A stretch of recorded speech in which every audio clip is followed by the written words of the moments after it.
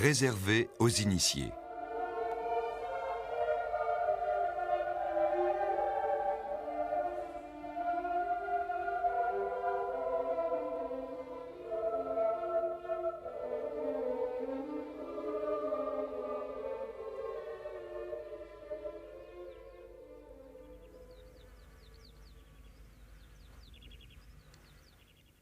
Ici, à Rennes-le-Château, nous nous trouvons au cœur du mystère. Ce minuscule hameau, perché au sommet d'une montagne dans les contreforts des Pyrénées, jouit de l'un des panoramas les plus éblouissants qu'on puisse imaginer.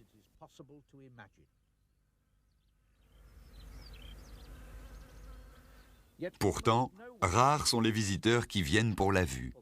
Ici, ce qui attire, c'est l'or, le trésor, le mystère.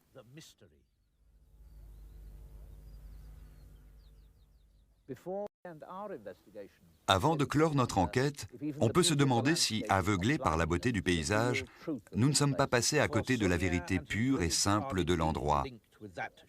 Car Sonnières et son village sont en effet liés à cette obscure liste d'hommes célèbres. Ici, dans le jardin de son église, se trouve le calvaire qu'il fit dresser, portant cette phrase énigmatique « Le Christ défend AOMPS ». L'ordre ancien et mystique PS. Avons-nous vraiment découvert une société secrète? Celle du prieuré de Sion? Un savoir a-t-il pu se communiquer au fil des siècles jusqu'à notre époque et être transmis à un homme tel que Jean Cocteau? Est-ce possible? Le prieuré s'attribue lui-même cet autre titre, Ordre de la Rose-Croix Veritas.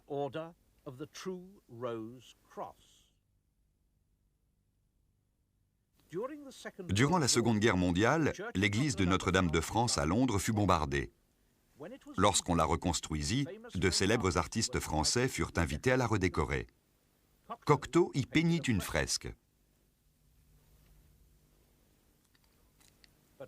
Cependant, la crucifixion de Cocteau est mystérieuse.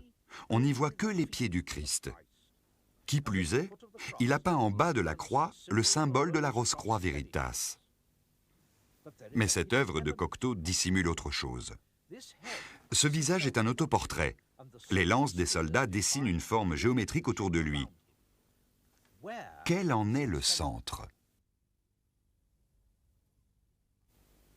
Cocteau a répété le tour de passe-passe de Poussin. Toutes les lignes partent du visage de Cocteau, tout comme le pentagone de Poussin avait pour centre le front de la bergère. Cette fois encore apparaît le même leitmotiv, l'étoile à 5 branches. Pourquoi cette forme géométrique revient-elle sans cesse?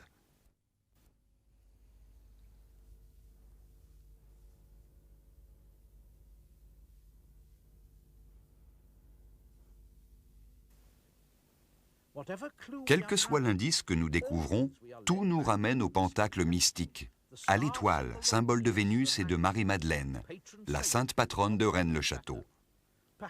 Peut-être cette société secrète qui prétend avoir eu Léonard de Vinci, Newton, Hugo et Cocteau pour grands maîtres, peut-être cette organisation mystérieuse détient-elle un secret? La seule liste que nous ayons de ces grands maîtres s'arrête à Cocteau, qui mourut en 1963. Un homme, Pierre Plantard de Saint-Clair, dit avoir été, comme Cocteau, grand maître du prieuré de Sion. Un homme charmant, courtois, poli, cultivé et surtout discret.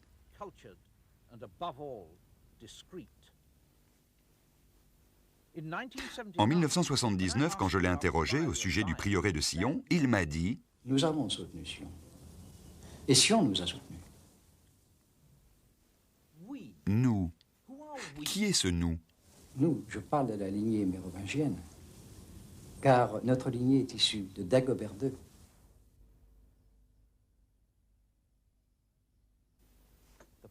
Le prieuré de Sion est une organisation qui se consacre au soutien et à la protection des Mérovingiens. Mais pour autant qu'en dise l'histoire, la dynastie mérovingienne des rois français a réellement pris fin avec Saint Dagobert. Dagobert II. Nous revoici donc au début de notre longue chaîne d'indices. Le parchemin de Sonnières stipulait « Ce trésor est à Sion et à Dagobert II ». les Mérovingiens et le prieuré de Sion. Saunière découvrit dans son église ce bas-relief censé représenter un chevalier portant secours au jeune fils de Dagobert qui, selon la légende, fonda par la suite une famille ici, à Rennes-le-Château. Monsieur Plantard, grand maître du prieuré de Sion, prétend être un descendant direct de ce prince qui ne devint pas roi. Il soutient que le sang royal des Mérovingiens coule dans ses veines.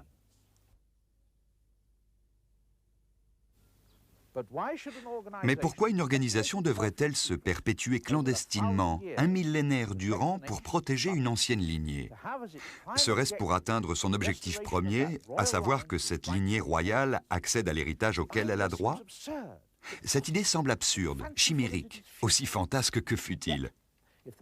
Et pourtant, si le prieuré de Sion est bien une véritable organisation, beaucoup de grands hommes se sont, au fil des siècles, consacrés à cet objectif, ou à quelque chose de plus vaste, dont ce but faisait partie.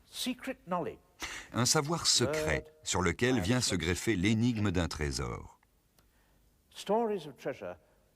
Les histoires de trésors constituent un admirable divertissement pour notre culture moderne, si axée sur l'argent. Mais nous ne devons pas oublier certains éléments de ce récit, des choses qui, aujourd'hui, semblent sans importance. Les croyances hérétiques, la magie, la sorcellerie tenaient une grande place dans l'esprit de nos ancêtres, aussi grande que celle occupée par le profit dans l'esprit du XXe siècle.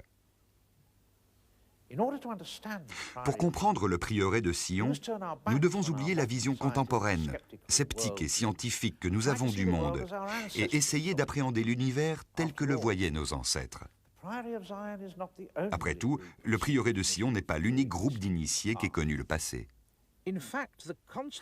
En fait, les formes géométriques récurrentes évoquent étrangement les écoles d'initiation de l'Antiquité, comme celle de Pythagore, qui se développèrent à partir du VIe siècle avant Jésus-Christ. Pour leurs disciples, l'étoile à 5 branches représentait l'éternité, la vie et la santé.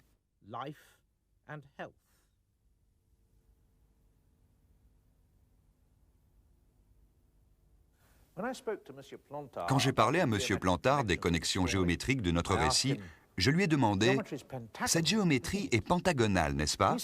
Il a rétorqué « Je ne peux pas vous répondre à ce sujet. »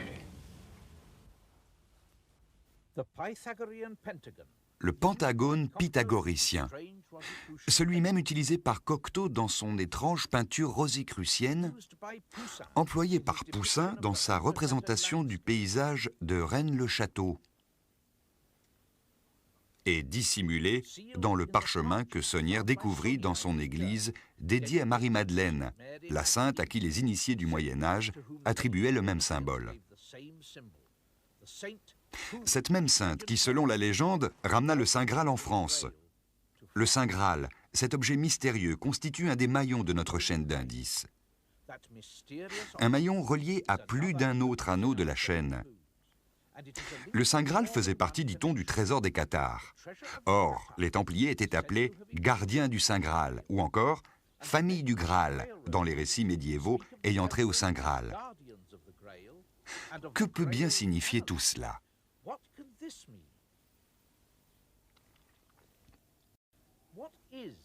Qu'est-ce que le Saint Graal? On considère en général qu'il s'agit d'une coupe ou d'un calice. La coupe que Jésus et ses disciples utilisèrent lors de la scène, ou celle dans laquelle le sang du Christ fut recueilli lors de sa crucifixion. Un réceptacle du sang sacré de Jésus, ramené en France par Marie-Madeleine. Le Saint Graal. Dans les premières versions de l'histoire du Graal, et celles-ci ont des liens avec les Templiers, il est fait référence à ce mystérieux objet, non sous le nom de Saint Graal, mais sous celui de San Graal.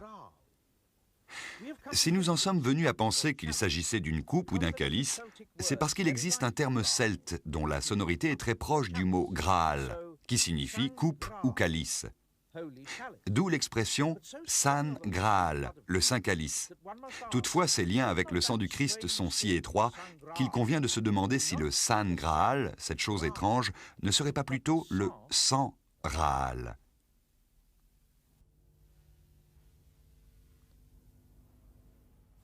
Non pas le Saint Graal, mais le sang royal. Une éventualité surprenante se présente soudain à nous.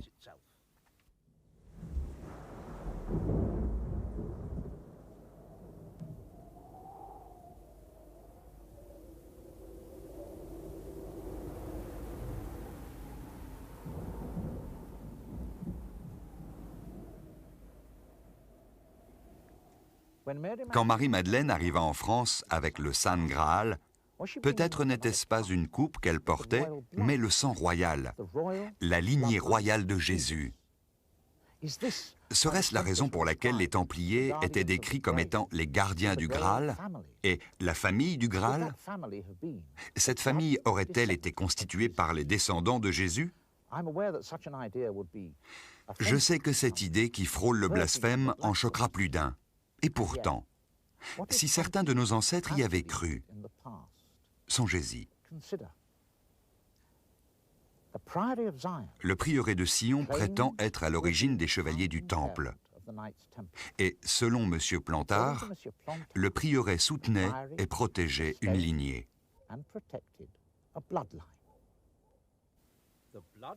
Celle des Mérovingiens, de Saint Dagobert. Cela expliquerait-il pourquoi les Mérovingiens étaient reconnus rois par l'Église du fait du droit du sang? Non grâce à l'onction de l'Église, mais par le droit divin. Soudain, une image choquante et hérétique prend forme. À partir des nombreux fragments de ce mystère, on peut émettre une hypothèse extraordinaire. Jésus était de la maison royale et de la lignée de David. Les rois mages voyaient en lui celui qui est né roi des Juifs. Il mourut avec le même titre inscrit sur sa croix. I-N-R-I. Jesus Nazareni Rex Iuderum. Jésus de Nazareth, roi des Juifs. Il fut condamné pour crime contre l'État romain. Et la crucifixion était le châtiment réservé à de tels crimes. Était-il en fait un roi essayant de regagner son trône? Et c'est après la crucifixion que Marie-Madeleine arriva en France avec le réceptacle contenant le sang du Christ. S'agissait-il de sa descendance, du sang des rois d'Israël? Nous devons maintenant nous demander si Marie-Madeleine elle-même n'était pas tout simplement le réceptacle du sang du Christ.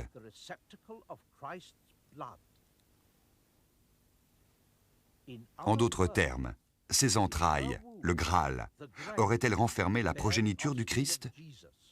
Marie-Madeleine aurait-elle été la femme de Jésus? Il faut à nouveau rappeler que, si cette idée peut nous sembler odieuse, elle faisait peut-être partie des croyances de certains de nos ancêtres. Parmi les premières formes du christianisme, certaines, comme l'arianisme, considéraient Jésus comme un homme, non comme un dieu. Et les Wisigoths, à qui saint Dagobert était apparenté par les liens du mariage, étaient des Ariens. Ses descendants, et le prieuré de Sion qui les soutient, pourraient bien avoir entretenu ces croyances, même lorsqu'elles étaient si violemment combattues par l'Église romaine. L'idée de Jésus en tant qu'homme et père ne leur aurait peut-être pas semblé très choquante, contrairement à nous qui sommes si profondément influencés par la foi dans laquelle nous avons été élevés. Mais même si c'était le cas, pourquoi la famille de Jésus, à supposer qu'elle ait existé, aurait-elle fui en France? Aussi étrange que cela puisse paraître, c'est là un asile évident. Autrefois, il existait ici une communauté juive solidement établie, aujourd'hui oubliée.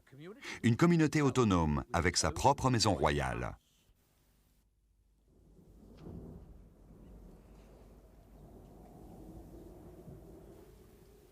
Si le sang royal, celui de la maison de David, a effectivement fui en France, cela éclaircirait bien des aspects de l'histoire obscure de cette région.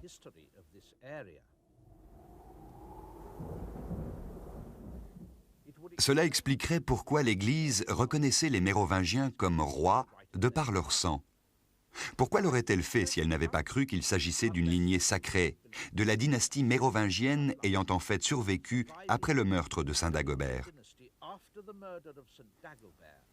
Une lignée protégée par les gardiens du Saint Graal et la famille du Graal, c'est-à-dire les chevaliers du Temple. Voilà une hypothèse bien séduisante. Une hypothèse qui nous ramène vers le premier indice de notre mystère. Ce trésor est à Dagobert et à Sion. On se rend bien compte qu'une idée si hérétique, à supposer que certains y aient cru dans le passé, n'aurait pu être exprimée à haute voix sans danger. Elle aurait donc été conservée comme un savoir secret, solis sacerdotibus, réservé aux initiés. Mais à la fin du XXe siècle, quelles conclusions pouvons-nous tirer de tout ça? L'idée choquante d'une descendance de Jésus n'est qu'une hypothèse, non un fait établi. La croyance et la foi ne doivent pas être affectées par des hypothèses historiques. Je crois n'est pas la même chose que je sais. Peu importe que nous-mêmes soyons prêts à accepter ou rejeter cette idée. Ce qui compte, c'est que quelqu'un dans le passé, peut-être le prieuré de Sion, ait pu y croire.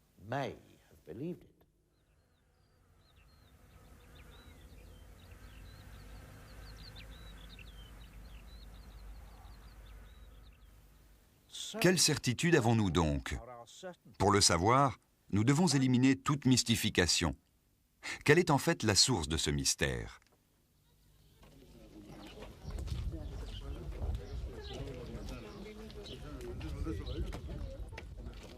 L'histoire de Béranger Saunière fut pour la première fois portée à l'attention du public au début des années 1960.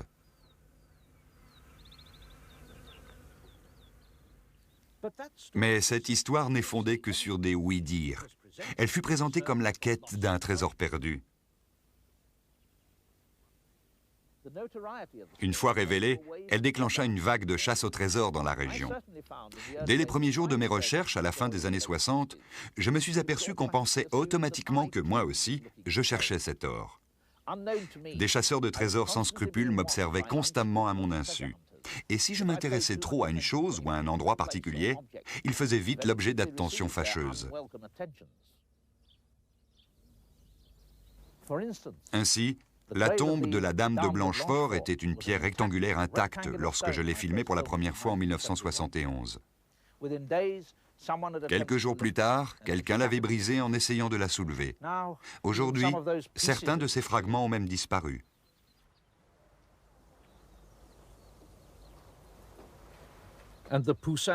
Quant à la tombe représentée par Poussin, elle resta intacte et ignorée jusqu'au jour où je m'y intéressais en 1971. Le jour même, on essaya pour la première fois de la forcer. À présent, hélas, il n'en reste rien. Cependant, avant même que j'apparaisse sur la scène, ces abominables chasseurs de trésors faisaient déjà des ravages. Le village avait été contraint de rédiger un arrêté municipal qui interdisait les fouilles à ces gens sans scrupules. Fouilles interdites. La cupidité est chez certains une force impérieuse détestable, et l'histoire de Saunière a attiré plus d'un membre de cette odieuse confrérie. Mais cette histoire nous a conduits dans de lointains recoins du passé et vers l'idée séduisante d'un éventuel mariage entre Jésus et Marie-Madeleine. Comme je m'y attendais lorsque je publiais pour la première fois cette hypothèse en 1982 dans mon livre « Le sang sacré et le Saint Graal », elle attira l'attention du monde entier. Mais je le souligne à nouveau, ce n'est rien d'autre qu'une idée, une hypothèse. Elle n'est pas prouvée. Croire à de telles choses, comme en fait à n'importe quel système de croyance, est essentiellement une affaire d'opinion. On peut choisir de croire au diable, ou pas. On peut choisir de croire que Marie-Madeleine a été la femme de Jésus, ou pas. On peut choisir de croire que la Terre est plate, ou pas. Mais dans ce dernier cas, nous quittons le domaine de la croyance pour entrer dans le monde des faits démontrables. Si on ne peut pas prouver que Dieu existe, on peut en revanche démontrer que la Terre est ronde. Par conséquent, bien qu'on ne puisse pas prouver que le prêtre ait découvert un trésor, que le prieuré de Sion existe, ou encore que Jésus est une descendance, on peut certainement démontrer pourquoi ce village est au cœur d'un tel mystère. Cette enquête va maintenant apporter la preuve que Rennes-le-Château constitue elle-même un mystère.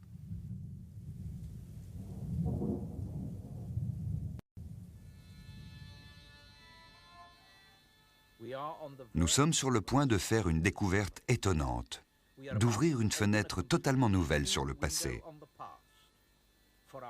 Nos prochains pas nous guideront vers une chose merveilleuse que nos ancêtres nous ont laissée ici, ainsi que sur l'île lointaine de Bornholm. Il s'agit d'un secret transmis de siècle en siècle. Transmis et gardé telle une information confidentielle, secrète, solis sacerdotibus, réservée aux initiés.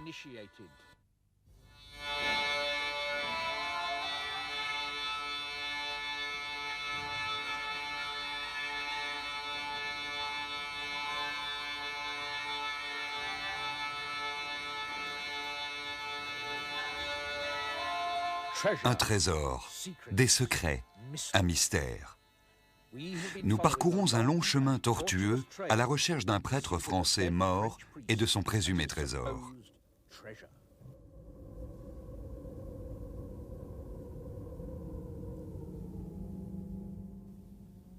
À chaque étape, nous nous sommes trouvés confrontés aux brumes enveloppantes de la confusion, à de fausses pistes, à d'obscurs indices. Tout ceci visant à nous détourner d'une chose qui semble désespérément proche, mais qui reste pourtant hors d'atteinte, un savoir secret. Solis sacerdotibus, réservé aux initiés. Rennes-le-Château est le village où le mystère naquit. C'est dans l'église dédiée à Marie-Madeleine que Sonnière découvrit les parchemins du prieuré de Sion, dans lesquels était dissimulé un pentacle.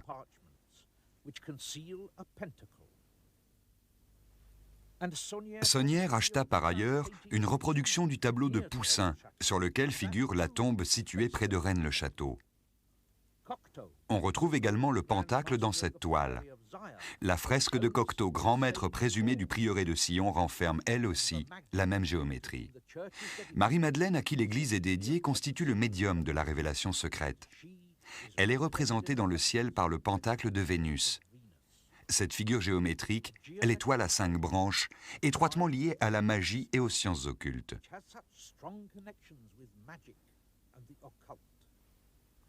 Mais cette chaîne d'indices nous a conduits bien loin de ce village. Une chaîne dont Jérusalem constitue un autre maillon.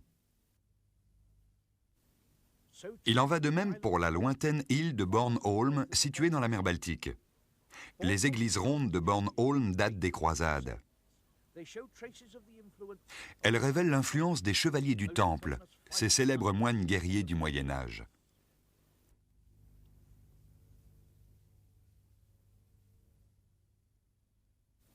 Les Templiers sont eux-mêmes enveloppés de mystères. Cet étrange document, découvert à la Bibliothèque nationale de Paris, dresse la liste des premiers grands maîtres de l'ordre et fait allusion à des liens avec une autre organisation mystérieuse, le prieuré de Sion.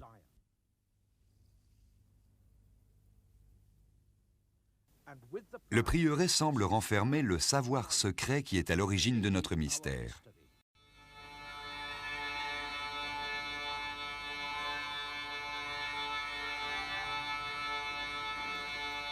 Explorer l'invisible.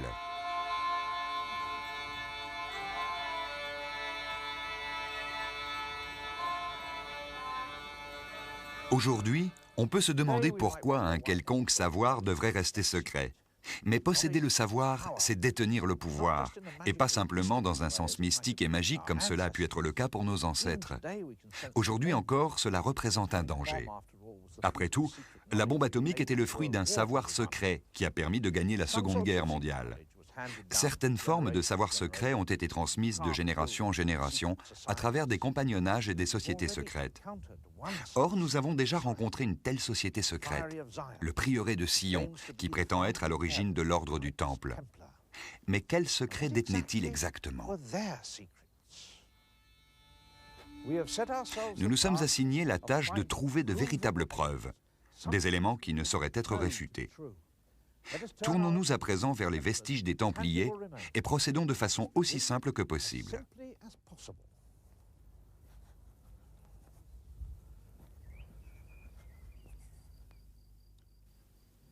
Nous savons qu'à côté de Rennes-le-Château se trouvent 2 forteresses ayant des liens avec les Templiers. Chacune est perchée en haut d'une montagne naturelle. Et bien sûr, Rennes-le-Château se trouve elle aussi au sommet d'une montagne. Visibles les unes des autres, ces montagnes forment un triangle fascinant. La distance séparant Bézu de Rennes-le-Château est la même que celle existant entre Bézu et Blanchefort. Les angles de ces sommets sont significatifs, 36 degrés, 72 degrés et à nouveau 72 degrés, un triangle parfaitement isocèle. Or, en associant 5 triangles comme celui-ci, on obtient un pentagone, ce qui nous ramène à notre unique certitude. Un triangle que forment les cimes de 3 montagnes. Mais qu'en est-il des 2 autres sommets de l'étoile ?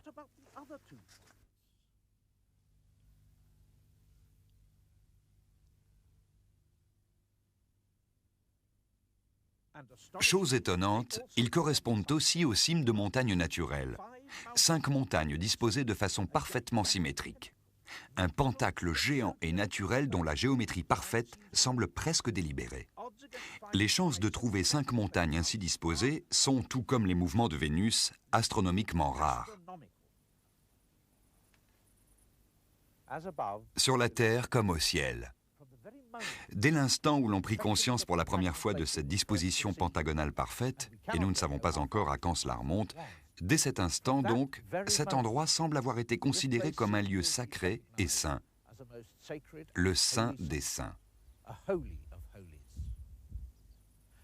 Cette perfection quasi divine semble avoir incité les détenteurs du savoir secret, c'est-à-dire le clergé ou encore les initiés, à enfermer leur lieu saint dans un temple invisible, dont la structure même s'imposait de par la disposition des montagnes.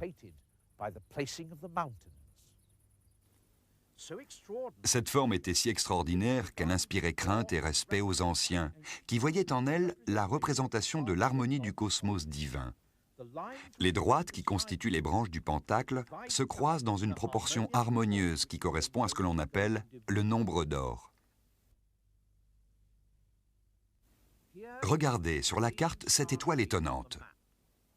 Les montagnes constituent 3 de ces sommets. Chacun est à une distance fixe de son angle opposé. Et chose curieuse, c'est la même distance qui sépare les églises de Rennes-le-Château et de Rennes-les-Bains. Ceci, bien sûr, pourrait n'être qu'une simple coïncidence, mais regardez.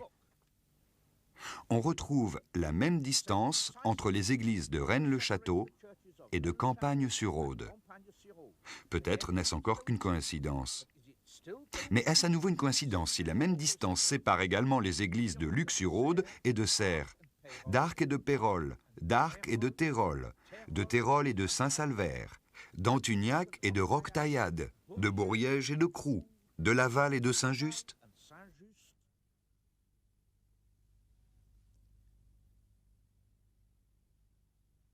Et l'église d'Esperaza de celle de Custosa, de Granès, de Saint-Ferriol et de Les Sausilles. Ce n'est plus là une coïncidence, mais une autre force habile, délibérée et intelligente.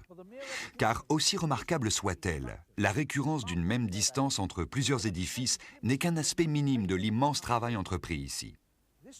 L'église du village d'Esperaza est située à égale distance de 4 autres églises. Ces dernières sont placées sur la circonférence d'un immense cercle dont l'église d'Esperaza est le centre. Mais il y a encore quelque chose à ajouter par rapport à leur disposition sur le cercle. Ce segment représente la distance séparant Custosa de Granès, une distance établie avec le plus grand soin.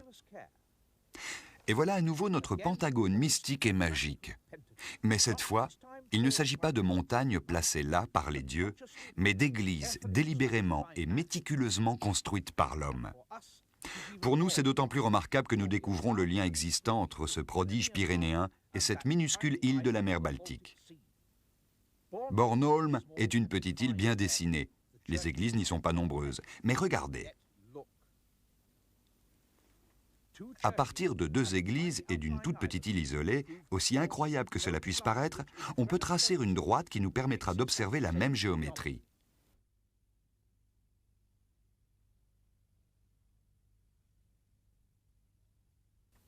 Nous sommes maintenant en présence d'éléments subtils et complexes. Afin que les choses soient bien claires, nous devons avancer pas à pas dans ce passionnant mystère. Je me trouve ici au centre de Bornholm, qui est également le point culminant de l'île. Au fil des siècles, les arbres ont poussé tout autour. Mais autrefois, quand la vue était dégagée, j'aurais constaté que cet endroit se trouvait dans l'alignement parfait de deux églises situées au sommet des deux collines, Clemensker et Rudsker. Nous avons par ici l'église d'Ibsker, et par là, celle de Knutsker. Et toutes deux constituent les points d'une droite qui passe également par ici. De surcroît, si on observe l'intersection de ces droites passant par le sommet de cette colline et par ces églises, on obtient à nouveau le nombre d'or. Cette disposition géométrique est véritablement remarquable. Ce point central se trouve très exactement à équidistance d'Ibsker et de l'église de Poulsker. Et chose encore plus surprenante, la distance entre Poulsker et Ibsker représente exactement la moitié de celle séparant Ibsker de Knutsker.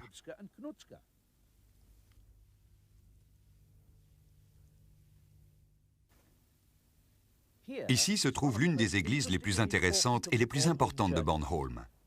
Nous voici devant la magnifique église ronde d'Osterlar qui rappelle tant le Capelli Militium des Templiers.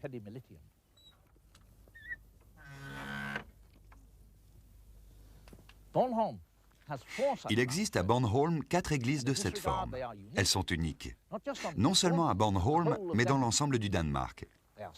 Nous commençons à présent à comprendre à quel point ces églises sont particulières. L'église d'Osterlar se trouve au cœur de cette géométrie, telle une araignée au centre de sa toile.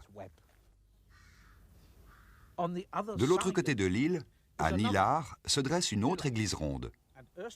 Les églises d'Osterlar, de Nilar et de Rudsker se trouvent sur la circonférence d'un seul et même cercle. Voici l'emplacement de l'église de Vestermarie. Ce segment représente exactement un quart de la longueur du rayon du cercle, ce qui prouve à nouveau la précision des distances observées ici.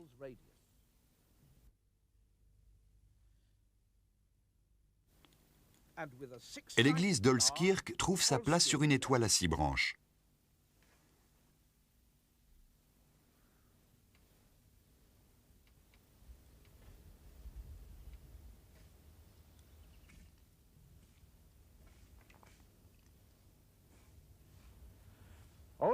Olskirk est une autre des merveilleuses églises rondes de Bornholm. L'emplacement de cette église a longtemps intrigué les historiens. On aurait pu s'attendre à ce qu'elle soit érigée au sommet de la colline. Alors pourquoi a-t-elle été placée 150 mètres plus bas? À présent, la question ne se pose plus. La disposition géométrique en a imposé l'emplacement avec une précision étonnante. Nous verrons plus tard que ce même point comporte d'autres implications remarquables. Mais revenons-en à notre géométrie. L'église d'Olskirk a permis de définir un hexagone, une étoile à 6 branches, qui s'inscrit élégamment dans un cercle parfait.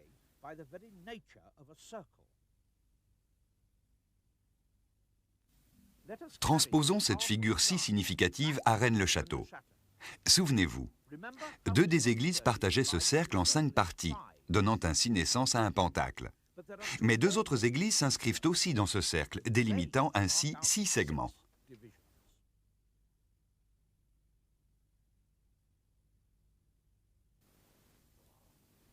On obtient alors le mystique sceau de Salomon, aussi reconnaissable que le pentacle du magicien, empli d'un symbolisme religieux. Qu'en est-il du Saint des Saints de notre premier pentagone formé à partir des montagnes? Tout se tient à la perfection. Les points sont placés de façon si précise que cette droite se divise en 2 segments parfaitement égaux. Lorsque je montais pour la première fois dans la tour Magdala de Sonnières, il y a de cela plus de 20 ans, je n'imaginais pas jusqu'où m'entraînerait ce qui ne me semblait alors que le petit mystère d'un prêtre de village et de son trésor. J'ai à présent découvert ce complexe réseau de droites, d'angles et de distances minutieusement calculées qui relient les édifices des nombreux villages qui m'entourent. Un réseau invisible, uniquement perceptible des dieux, et que seuls connaissent les détenteurs du savoir secret, réservé aux initiés. Mais quel pouvait bien être le sens d'un tel labeur? Il a dû falloir de nombreuses années, peut-être même des siècles, pour mener à bien une telle entreprise. Mais dans quel but? Pour l'instant, nous ne pouvons qu'émettre des hypothèses. À Rennes-le-Château, il s'agissait d'embellir le Saint des Saints. Mais à Bornholm, une autre motivation semble être en jeu. L'explication réside dans les 4 églises rondes. Leur emplacement semble arbitraire, mais il révèle en fait une géométrie incroyablement sophistiquée. Nous nous trouvons là confrontés aux mystères antiques du cercle et du carré.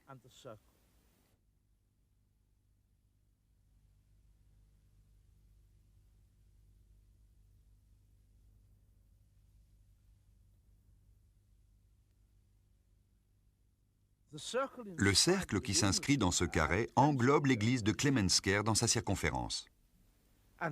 Et cette église permet de dessiner une étoile à 7 branches.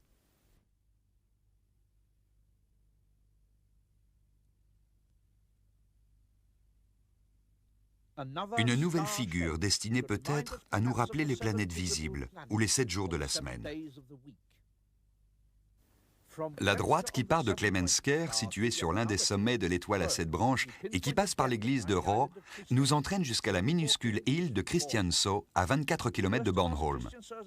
Si l'on prend comme rayon la distance séparant Osterlar de Christiansø, on peut tracer un cercle qui englobe la totalité de Bornholm.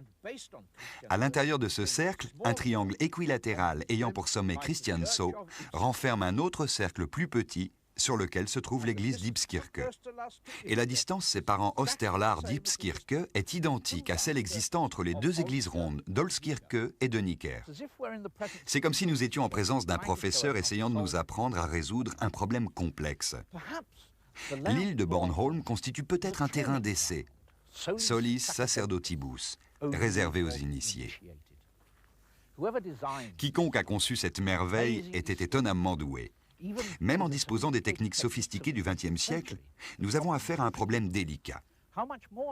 Imaginez donc à quel point il a dû être difficile pour nos ancêtres, non seulement de concevoir de tels plans, mais ensuite de les réaliser à grande échelle, alors qu'ils ne disposaient pas à l'époque, pour autant qu'on sache, de telles techniques. Il semble qu'il nous ait laissé là une merveille comparable aux splendeurs de l'Antiquité.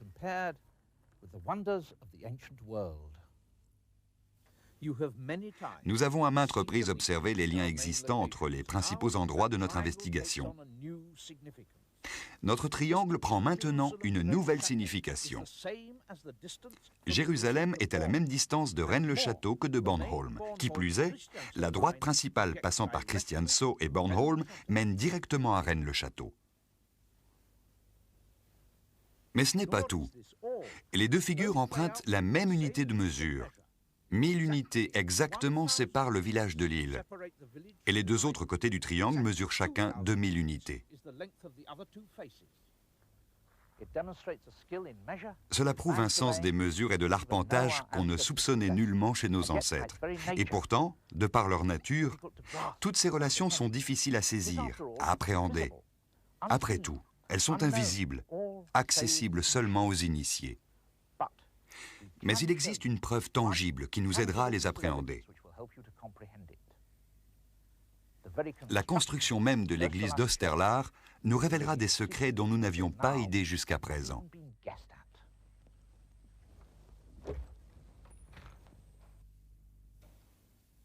L'église est construite sur 3 niveaux. Il est intéressant de l'examiner de près. À l'origine, il n'y avait pas de toit, mais une rotonde entourée d'un rempart.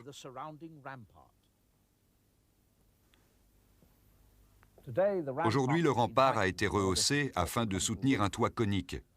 Autrefois, ces fenêtres donnaient sur l'extérieur. On peut remarquer à quel point ces pierres ont été soigneusement taillées. Les plans montrent bien la précision avec laquelle ces ouvertures ont été placées sur la rotonde. Et les angles ont été minutieusement calculés. Sur la rotonde intérieure, le choix des emplacements est encore plus intéressant. Cette fenêtre et celle d'en face sont parfaitement alignées. Et bien sûr, avant que les remparts ne soient élevés, ces fenêtres s'ouvraient sur l'extérieur. Dans quelle intention ces fenêtres ont-elles été alignées avec tant de précision? Eh bien, laissez-moi vous montrer quelque chose.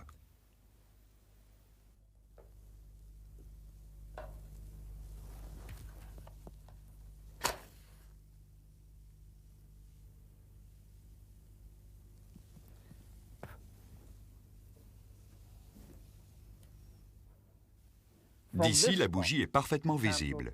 Mais il suffit qu'on se déplace légèrement d'un côté ou de l'autre pour que la flamme disparaisse.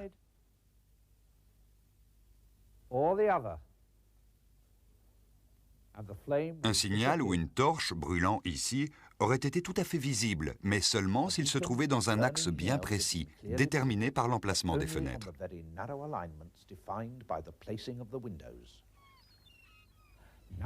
On entrevoit à présent la façon dont la géométrie des lieux a été élaborée. Nous avons bien progressé dans notre enquête sur le trésor du prêtre français.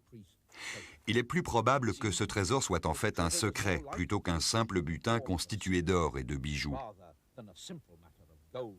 Mais les secrets, le savoir mènent au pouvoir. Nous ne connaîtrons peut-être jamais l'origine de la fortune de Sonnières. Le diable nous a entraînés dans bien des recoins obscurs du passé. Nous comprenons maintenant que cette histoire de trésor est basée sur des incertitudes. Seule la géométrie et les unités de mesure constituent des preuves tangibles. Je sais très bien que toute cette géométrie est très décourageante, surtout dans le cadre d'un bref film documentaire. Cependant, ce que vous avez vu n'est qu'une parcelle de cette enquête. Toute la géométrie, ou du moins les figures que nous avons examinées, sont d'une élégance superbe, étonnante et complexe. Je sais aussi qu'il s'agit d'une découverte difficile. Nombreux sont les experts dans les domaines que nous avons abordés, l'histoire et l'archéologie par exemple, qui ont du mal à admettre que nos lointains ancêtres auraient disposé d'un savoir sophistiqué, en avance sur son temps. S'ils y répugnent, c'est parce que de telles hypothèses ont été émises dans le passé par des penseurs pleins de bonne volonté, attirés par les domaines les plus contestables du mysticisme. La différence cruciale avec l'extraordinaire preuve géométrique que nous avons découverte réside dans sa cohérence et surtout dans son extrême précision. Les faits que vous avez observés, la géométrie, l'emplacement des églises, les figures significatives sont démontrables. Ils peuvent être vérifiés et prouvés. Bien que nous n'ayons nullement atteint le terme de notre enquête, quelles sont pour l'instant les conclusions que nous pouvons tirer? Tout d'abord, nos lointains aïeux possédaient à l'évidence des compétences et un savoir bien plus important que ce que nous aurions jamais pu imaginer. Et grâce à ces compétences, ils ont pu modeler leur environnement de manière étonnamment géométrique et mathématique. Mais pourquoi? Nous ne devons pas oublier que notre conception de l'univers diffère de la leur. Leurs motivations ne peuvent être appréhendées selon les critères du XXe siècle. Selon moi, il s'agissait pour eux d'accomplir une œuvre religieuse. Ils reconnaissaient par là l'existence et la puissance de leur Dieu. Afin de terminer sur une preuve remarquable, j'illustrerai mes propos par un exemple clair et admirable. Chaque matin, nous voyons le soleil se lever sur un jour nouveau. Aux yeux de nos ancêtres, cette suprême source de lumière et de vie était une manifestation des mécanismes harmonieux de l'univers de Dieu.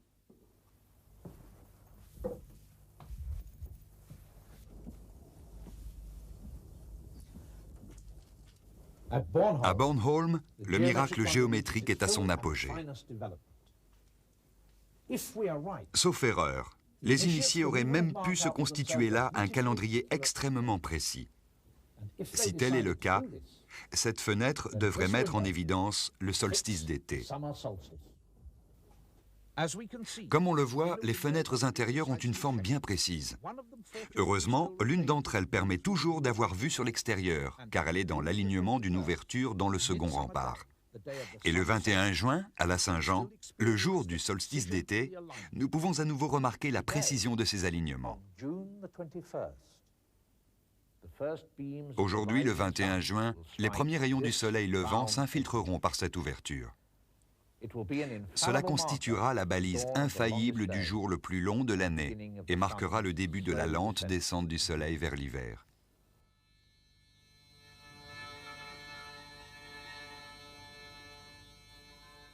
Et là, Le soleil levant de ce 21 juin nous offre un léger aperçu de cette merveille qui a été, au fil des siècles, mystérieusement oubliée.